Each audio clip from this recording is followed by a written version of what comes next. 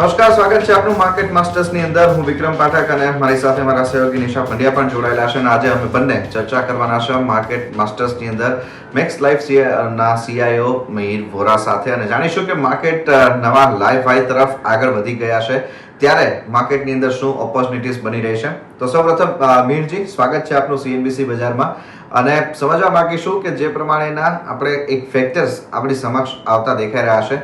Global market તરફથી થોડા positive cues સાથે ડોમેસ્ટિક ફ્રન્ટ ઉપર કોવિડના ઘટતા કેસીસ, આને લઈને બજાર આપણને એક જે રિએક્શનમાં આવતા દેખાઈ રહ્યા છે, આને આપ કેવી રીતે એનાલાઇઝ કરી રહ્યા છો? ગુડ મોર્નિંગ વિક્રમ. સારો દિવસ છે આજે. Nifty almost all time high સુધી પહોંચી રહ્યો છે. તો આપણે જેમ જોયું છે લાસ્ટ એક વર્ષથી જે ગ્લોબલ અને લોકલ લિક્વિડિટી કન્ડિશન્સ છે તે માર્કેટને બહુ સારી રીતે જાળવી રહ્યા છે અને એવું લાગી રહ્યું છે કે જે ગ્લોબલ સેન્ટ્રલ બેંક્સનો એટીટ્યુડ છે અને ઇવન આરબીઆઈનો જે એટીટ્યુડ છે કે ઇન્ટરેસ્ટ રેટ્સ લો રાખશું, ઇકોનોમી જ્યાં સુધી ટ્રેક પર નહીં આવે ત્યાં સુધી જે સપોર્ટ રિક્વાયર્ડ છે તે સપોર્ટ પ્રોવાઈડ કરશે આરબીઆઈ અને ગવર્મેન્ટ બી એનાથી જેટલું બની શકશે એટલું કરશે. તો ઓવરઓલ સ્લોડાઉનનો માહોલ છે, સ્મોલ બિઝનેસીસ પર સ્ટ્રેસ છે, એ તો આપણને ખબર જ છે. પણ જે ફ્યુચર લુકિંગ જે હોપ છે એ આ લિક્વિડિટીને લીધે મેન્ટેન થઈ રહ્યો છે અને આપણું ઇન્ડિયાનો કેસ નથી, ગ્લોબલી બી આ જ કેસ છે. તો તે રીતે આપણે જોઈ રહ્યા છીએ કે બજારને એક સારા લિક્વિડિટી અને સેન્ટિમેન્ટના ટેલવિન્ડ્સ મળી રહ્યા છે. પણ ત્યારે જ મિહિર સર, જે રીતે એફઆઈઆઈસ ગત વર્ષે રોકાણ કરી રહ્યા હતા એટલા ફોર્સફુલી અત્યારે નથી કરી રહ્યા. અત્યારે તમે જો ભલે સેકન્ડ વેવ છે, હવે ઇકોનોમી ઓપન અપ થવાની છે, પણ આપણે અત્યારે જે 3-4 દિવસ તો ખરીદારી પણ જોઈ તો એ 3 ડિજિટમાં જ ખરીદારી આવતી દેખાય. કેમ એટલો ભરોસો હવે નથી આવી રહ્યો વિદેશી રોકાણકારોને? નિશા, એફઆઈઆઈ નું જે કેશ નું નંબર છે તે થોડા વોલેટાઇલ છે અને તો બી આમ તો નેટ પોઝિટિવ જ છે. પણ તમે જોશો તો ફ્યુચર્સ અને ઓપ્શન્સમાં બી ઘણી બધી એક્ટિવિટી છે. તો આપણે સ્ટોક સ્પેસિફિક ફ્યુચર્સ અને ઇન્ડેક્સ ફ્યુચર્સમાં બી ઘણું લોંગ બિલ્ડઅપ થઈ રહ્યું છે. So I think it's a combination. ઘણીવાર આપણે જોઈએ છે કે એફઆઈઆઈ જ્યારે મોટું બાઇંગ કરવાનું હોય છે તો પહેલા કદાચ ડેરિવેટિવ્સ માર્કેટમાં પોઝિશન લે છે અને પછી કેશમાં કન્વર્ટ કરે છે. તે પણ સિચ્યુએશન હોઈ શકે છે.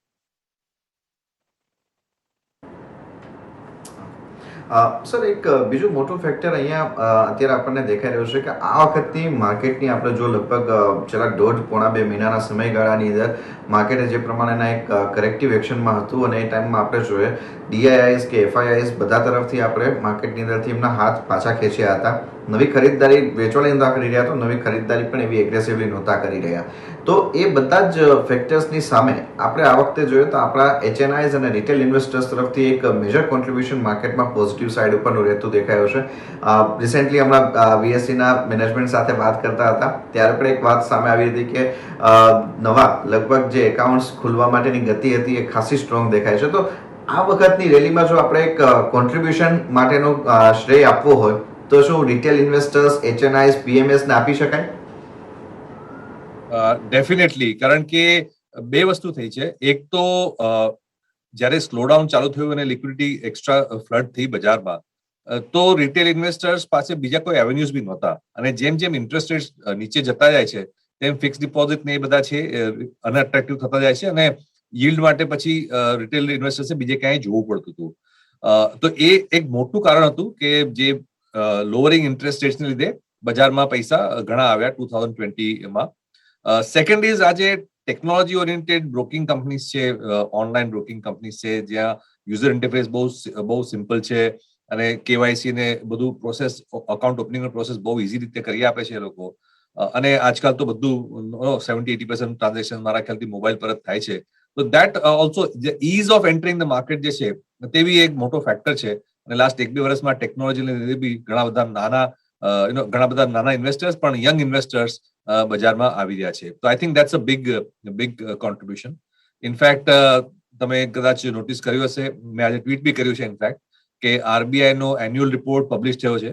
તેમાં આરબીઆઈ કીધું છે કે જે રિટેલ ઇન્વેસ્ટર્સની market value of all the stocks held by retail investors તે પેન્ડેમિકની પહેલા 10 લાખ કરોડ હતી અપ્રોક્સિમેટલી અને આજે માર્ચ 2021માં તે રિટેલ ઇન્વેસ્ટર્સની માર્કેટ વેલ્યુ ઓફ સ્ટોક્સ જે છે એ લોકોના રિટેલના અકાઉન્ટ્સમાં તેની વેલ્યુ હવે 14 લાખ કરોડ જેવી થઈ ગઈ છે. તો રિટેલ ઇન્વેસ્ટર્સ એ ઘણો સારો લાભ લીધો છે બજારનો અને નવા પૈસા બી આવે છે અને જે લોંગ ટર્મ હોલ્ડર્સ છે તેને બી ઘણો બેનિફિટ થયો છે.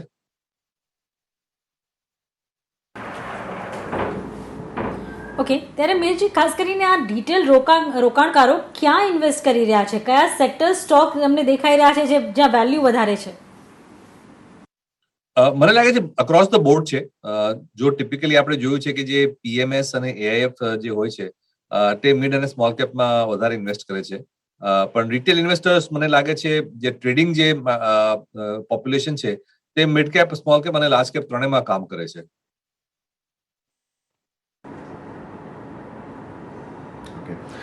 સર, એની સાથે આ એક મિડ કેપ અને સ્મોલ કેપની વાત નીકળી છે, તો એની સાથે થોડું Q4 ની પણ વાત જોડીને કહીએ તો આ વખતના Q4 ની અંદર ઘણા ભાગના જે આપણને મિડ કેપ અને સ્મોલ કેપ કંપનીઝ હતા એમની પાસે એક ઇન્વેન્ટરી ગઈ અને સાથે જ લાસ્ટ યરના લો બેઝ, આ બે ફેક્ટર એવા રહ્યા કે જેને લઈને એમના રિઝલ્ટ આપણને ખાસા એવા એગ્રેસિવલી આગળ વધતા દેખાયા છે. અને જે ઇન્વેન્ટરી ગેઇન થયો છે એમાં ઘણા બધા મેનેજમેન્ટ સાથે મેં વાત કરી છે, તો એમનો પર્સપેક્ટિવ હવે એ બની ગયો છે કે આ ઇન્વેન્ટરી ગેઇન થયો છે એના હિસાબે થઈને જે રકમ આવી છે એને લઈને પોતાના ડેટ રિડક્શન કરશે અને અત્યારે જે પ્રમાણેના ઇન્ટરેસ્ટ રેટનો સિનારીઓ દેખાઈ રહ્યો છે તેમને ડેટને ઓછું કરવામાં પણ એક સારો બેનિફિટ મળતો દેખાશે. તો આ આખું જે વર્ટિકલ છે મિડ કેપ અને સ્મોલ કેપનું, એમાં આપણે લાગે છે કે કારણ કે એક રીરેટિંગ થવાના ચાન્સીસ છે, કારણ કે જે પ્રમાણેનું ઓલરેડી અત્યારે બાઇંગ પણ આપણે જોઈ રહ્યા છે, ખાસું એક પ્રોગ્રેસિવ દેખાઈ રહ્યું છે આ સાઇઝની કંપનીઝ માટે. તમે કોઈ સ્પેસિફિક સેક્ટરની વાત કરો છો કે ઓવરઓલ વાત કરીએ આપણે? Overall mid cap sir. Okay, so mid કેપ્સમાં એક ઓવરઓલ વ્યૂ આપવો મુશ્કેલ છે, કારણ કે નિફ્ટીમાં આપણે કહીએ તો 50 સ્ટોક છે, BSE 100 કહીએ તો આપણે 200 સ્ટોક છે, પણ મિડ કેપ્સ તો પછી ઓલમોસ્ટ બીજા 2-3 હજાર સ્ટોક્સ છે. તો મિડ કેપ અને સ્મોલ કેપ, તો તેમાં એક બ્રોડ વ્યૂ લેવો મુશ્કેલ છે. અને આપણે એ બી જોયું છે કે જે નિફ્ટીમાં સેક્ટર્સ છે કે BSE 200માં મોટા મોટા સેક્ટર્સ છે, તેની બહારના સેક્ટર્સ બી ઘણા મિડ કેપમાં છે. ફોર એક્ઝામ્પલ આપણે જોઈએ તો નિફ્ટીમાં તમને લોજિસ્ટિક્સ કંપની નહીં મળે, કેમિકલ નહીં મળે, આપણે ફોર એક્ઝામ્પલ હોટલ છે, શિપિંગ છે, સ્મોલ મેટલ કંપની છે, પાઇપ કંપનીઝ છે, એ બધી કંપનીઝ જે નાના નાના સેક્ટર્સ છે તે રિપ્રેઝન્ટ નથી થતા. તો આપણે માર્કેટની વાત કરીએ તો મોસ્ટલી નિફ્ટીની વાત કરીએ, સેન્સેક્સની વાત કરીએ છીએ, પણ જયારે મિડ કેપ આવી જાય છે તો બહુ ઘણા બધા સેક્ટર આવી જાય છે, media, entertainment, mid cap pharma, એટલે એમાં ડઝન્સ ઓફ સેક્ટર્સ છે જે મેઇન ઇન્ડેક્સમાં હોતા નથી. તો એક ઓવરઓલ વ્યૂ લેવો મુશ્કેલ છે. પણ ઇન જનરલ આપણે જોઈએ તો જે ફાસ્ટર ગ્રોઈંગ સેગમેન્ટ છે, ફોર એક્ઝામ્પલ આપણે PLI લિંક સેગમેન્ટ કહીએ, ફોર એક્ઝામ્પલ તો ડિફેન્સ થઈ ગયું, કે કેમિકલ્સ થઈ ગયું, કે ફાર્માસ્યુટિકલ્સ થઈ ગયું, આપણે ઇલેક્ટ્રોનિક્સ મેન્યુફેક્ચરિંગ છે, તો આ બધા જે થીમેટિક્સ છે તે લાર્જ કેપમાં નથી. તો આ બધી જે આપણે ફાસ્ટર ગ્રોઈંગ એક્સાઇટિંગ સેગમેન્ટની વાત કરીએ છીએ તો તે બધા મિડ કેપ્સમાં જ છે. અને એનું રીઝન છે કે એ જ રીઝન છે કે આપણે મિડ કેપ અને સ્મોલ કેપ લાસ્ટ 12 મહિનામાં સારા એવા આઉટ પરફોર્મ કરે છે.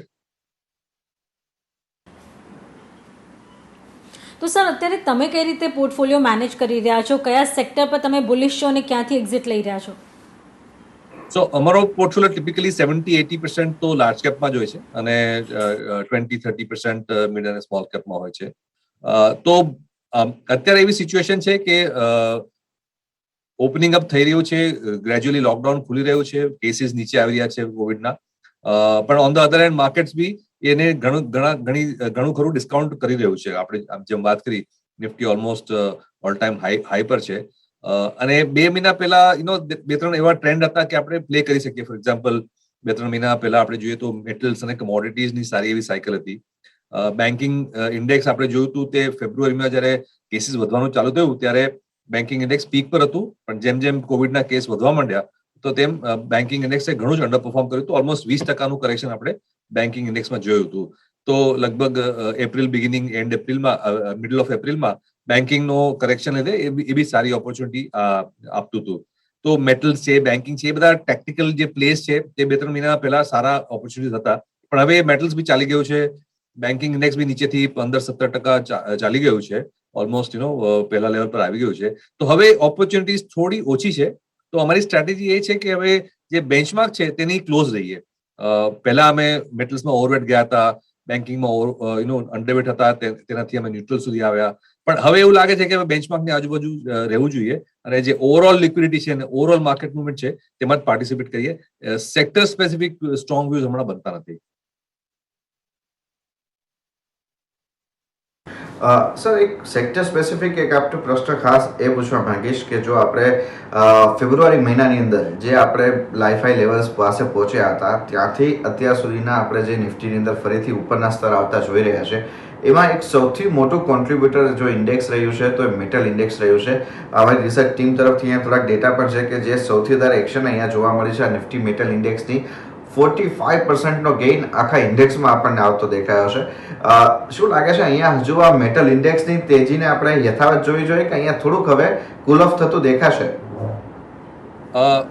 હા, એમ જેમ હમણાં જ મેં કહ્યું કે 2-3 મહિના પહેલા બહુ ક્લિયર પ્લે હતો કે મેટલ્સ કોમોડિટીના અંડરલાઇંગ આયર્ન ઓર, એલ્યુમિનિયમ, કોપર, જે ઓસ્ટ્રેલિયન પ્રાઇસ છે કે ચાઇનીઝ પ્રાઇસ છે તે કન્ટિન્યુઅસલી ઉપર જઈ રહ્યા હતા.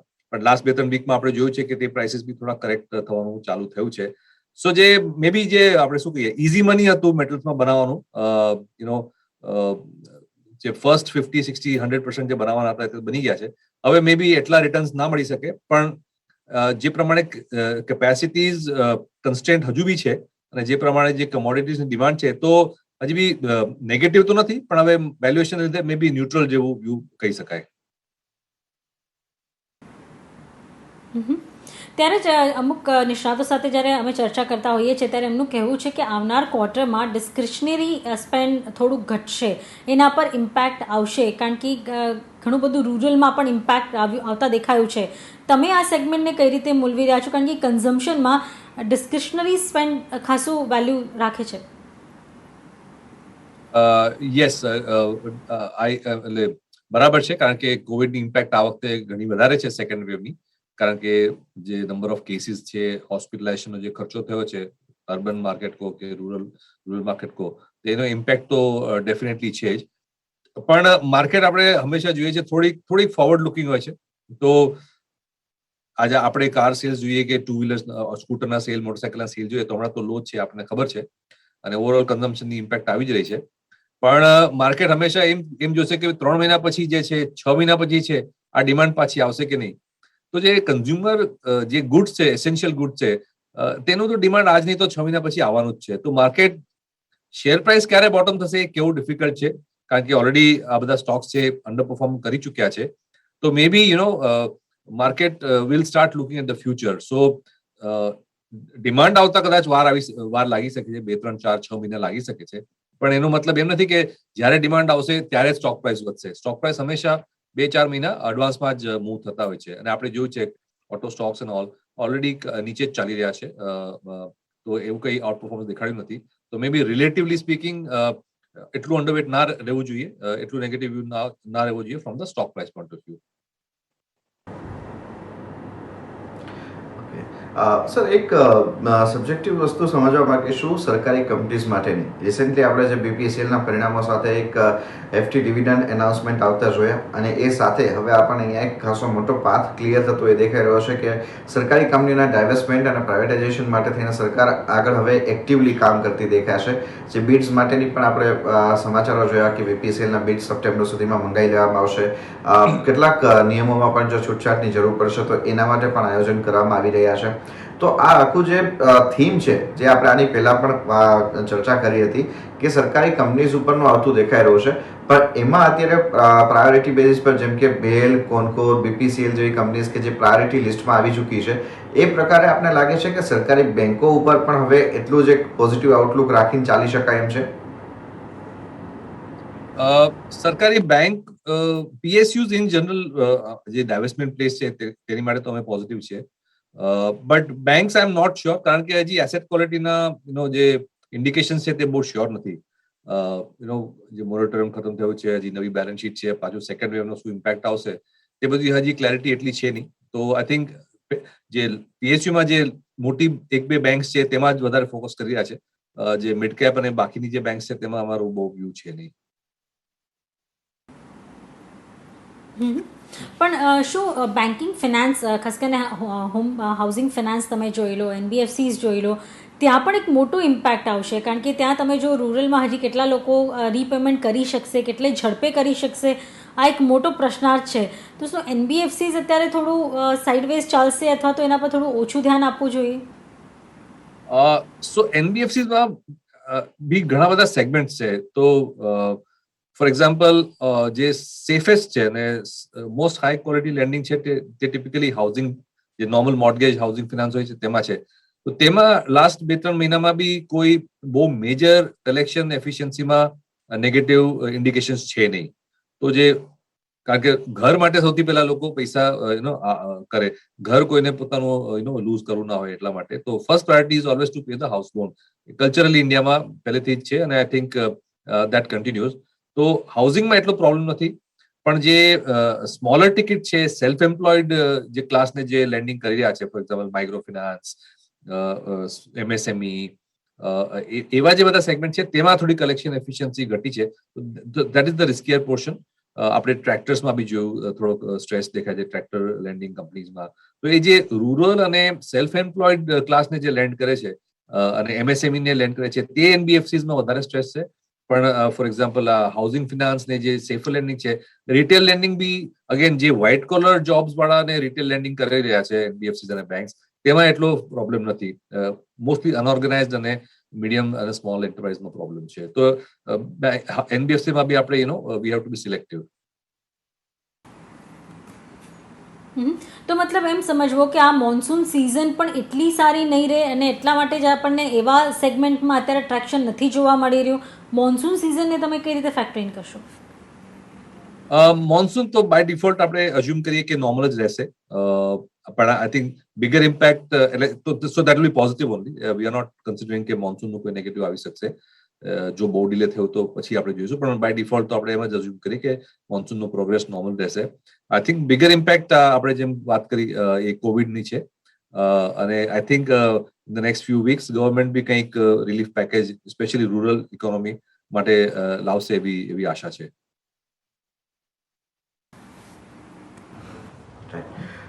સર, એક પાછું સાથે એ પણ સમજવા માંગીશું કે અત્યારે જે પ્રમાણે આખું સેક્ટોરિયલ ચર્નિંગ થયું છે એમાં આપણે જોયું કે આઈટી અને ફાર્મા સેક્ટર જે છે તે થોડા સાઇડવેઝ જતા દેખાયા છે. અને રિસેન્ટલી આપણે જોઈએ તો ઓલમોસ્ટ Q4ની અંદર આપણને જે આંકડાઓ આવતા દેખાયા છે એ પણ સેટિસ્ફેક્ટરી રહ્યા અને પ્રાઇસીસ એક્શન પણ આપણને ઓલમોસ્ટ એ પ્રકારના પરિણામોને ડિસ્કાઉન્ટ કરતું દેખાયું હતું. હવે જો નેક્સ્ટ થીમ તરીકે જોવું હોય તો આઈટી અને ફાર્માને રડાર ઉપર રાખવું વધારે સારું રહેશે, કારણ કે જેમ બેન્કિંગ અને ફાઇનાન્શિયલની તમે હમણાં વાત કરી કે એવા સેક્ટરને રડાર ઉપર રાખવા વધારે સારા રહેશે, કે પછી સિક્લિકલ ઉપર ફરીથી એક વખત આપણને ફોકસ ડાયવર્ટ થતું દેખાશે? સો આપણે જેમ વાત કરી, અમારો વ્યૂ એમ છે કે ઓવરઓલ આપણે જો સ્પીડ ઓફ રિકવરી જોઈએ, ઇકોનોમિક રિકવરી, તો તે ગ્લોબલ રિકવરી ફાસ્ટર રહેશે, ઇન્ડિયાની રિકવરી થોડી સ્લો રહેશે.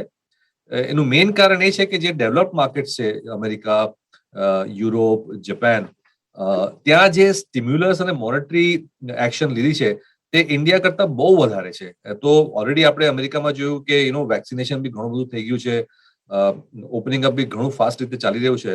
અને આટલું બધું વેક્સિનેશન અને ઓપનિંગ અપ કર્યા પછી બી એ લોકો હજી બી ફર્ધર સ્ટિમ્યુલસની વાત કરી રહ્યા છે. તો મે બી કદાચ ઓવર સ્ટિમ્યુલેટ કરી રહ્યા છે ઇકોનોમીને, અને તેની ઇમ્પેક્ટ આપણે કમોડિટી પ્રાઇસીસ અને ડિમાન્ડમાં દેખાઈ રહી છે. પણ that is the other extreme. એના કમ્પેરિઝનમાં આપણું જે સ્ટિમ્યુલસ છે, આપણું જે મોનેટરી અકોમોડેશન છે, તે ફોર ધ રાઇટ રીઝન્સ, કારણ કે આપણી પાસે એટલી કેપેસિટી બી નથી, પણ એ ઘણું ઓછું સ્ટિમ્યુલસ છે. તો જે આપણે યુએસમાં કહીએ તો ઓલમોસ્ટ વી શેપ રિકવરી થઈ જ ગઈ છે. ઇન્ડિયાની રિકવરી એટલો શાર્પ વી શેપ નથી, થોડીક સ્લોઅર પેસ પર થશે. તો એ અગર જો બેકડ્રોપ રાખીએ આપણે, તો જે એક્સપોર્ટર્સ છે, આઉટવર્ડ લુકિંગ સેક્ટર્સ છે, લાઈક આઈટીની તમે જેમ કીધું, ફાર્મા છે, ઓટો એન્સિલરીઝ છે, ઇલેક્ટ્રોનિક્સ છે, ઘણી બધી જે એન્જિનિયરિંગ ગુડ્સ છે, જે એક્સપોર્ટ બી સારું થાય છે. તો એક્સપોર્ટ ઓરિએન્ટેડ થીમ જે છે that is a bit better to play. અને જે લોકલ થીમ છે તે કદાચ 1-2 ક્વાર્ટર પછી પ્લે કરી શકશે. પણ એનો મતલબ એમ નથી કે આપણે કમ્પ્લીટલી અંડરવેટ થઈ જઈએ લોકલ થીમ્સમાં, લાઈક કન્ઝ્યુમર કે બેન્કિંગ, કારણ કે those are mostly link to normal. કારણ કે આપણે જેમ વાત કરી, ઓલરેડી આ જે આઈટી ને ફાર્મા છે લાસ્ટ 1 વર્ષમાં સારું એવું આઉટપરફોર્મ કરી ચૂક્યા છે. જે ડોમેસ્ટિક સેક્ટર છે તે થોડા અંડર પરફોર્મ બી કરી રહ્યા છે. તો રિલેટિવલી સ્પીકિંગ જે વેલ્યુએશનનો ગેપ છે તે કદાચ આ જે ગ્રોથ ડિફરન્શિયલ છે, ગ્રોથની ગેપ છે, એને ઓલરેડી કેપ્ચર કરી રહ્યા છે.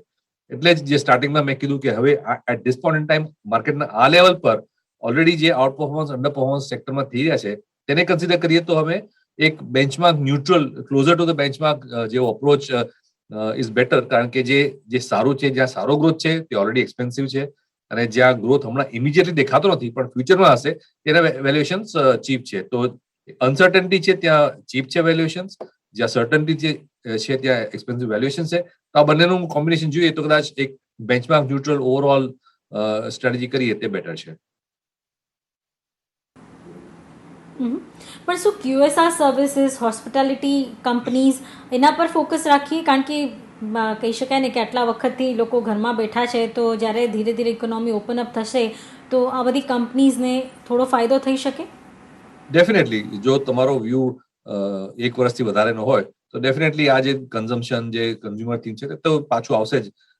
હોટલ તો બંધ થવાની નથી, રેસ્ટોરન્ટ તો બંધ થવાની નથી, લોકોને બહાર ખાવાનું મન તો થશે. ઇનફેક્ટ જ્યારે વેક્સિનેશન થશે ને ઓપનિંગ અપ થશે તો કદાચ ડબલ ખાશે, કારણ કે 1.5 વર્ષથી બધા બહાર ગયા નથી, મૂવીઝ જોયા નથી. તો multiplexes, hotels, restaurant, travel tourism, ત્યાં બધા જે ઓપનિંગ અપ પ્લેસ છે તો ડેફિનેટલી 1 થી 2 વર્ષના વ્યૂમાં સારું જ કરવું જોઈએ.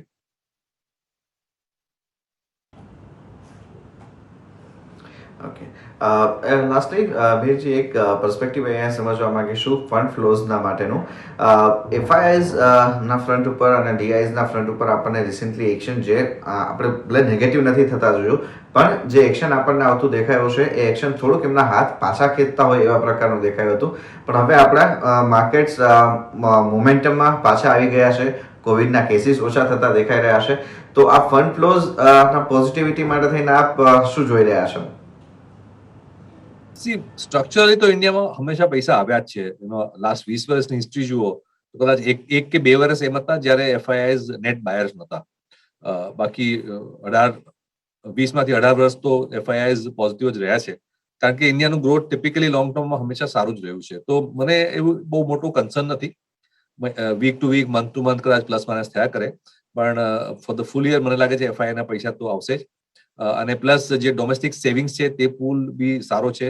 ઇન્ટરેસ્ટ રેટ્સ હજી બી લો જ રહેવાના છે. તો જે yieldમાટે જે ક્વેસ્ટ છે તો પૈસા સ્ટોક્સમાં, રિયલ એસ્ટેટમાં, જે ઇન્ફ્લેશન હેજીસ છે એવા બધામાં આવશે જ ડેફિનેટલી. તો આઈ એમ નોટ ટુ વરીડ કે માર્કેટમાં પૈસા આવશે કે નહીં. ડેફિનેટલી માર્કેટમાં પૈસા આવશે.